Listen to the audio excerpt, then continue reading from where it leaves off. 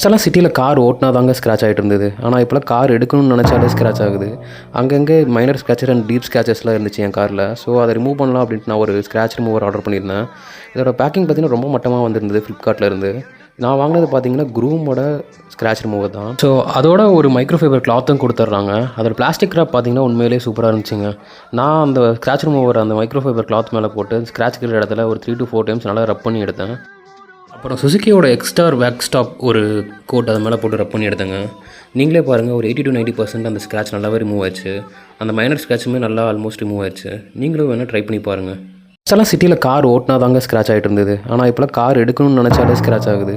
அங்கங்கே minor scratcher and deep ஸ்க்ராச்சஸ்லாம் இருந்துச்சு என் காரில். ஸோ அதை ரிமூவ் பண்ணலாம் அப்படின்ட்டு நான் ஒரு ஸ்க்ராட்ச் ரிமூவர் ஆர்டர் பண்ணியிருந்தேன். இதோட பேக்கிங் பார்த்தீங்கன்னா ரொம்ப மட்டமாக வந்திருந்தது ஃப்ளிப்கார்ட்டில் இருந்து. நான் வாங்கினது பார்த்தீங்கன்னா க்ரூமோட ஸ்க்ராட்ச் ரிமூவர் தான். ஸோ அதோட ஒரு மைக்ரோஃபைபர் கிளாத்தும் கொடுத்துட்றாங்க. அதோட பிளாஸ்டிக் கிராப் பார்த்தீங்கன்னா உண்மையிலேயே சூப்பராக இருந்துச்சுங்க.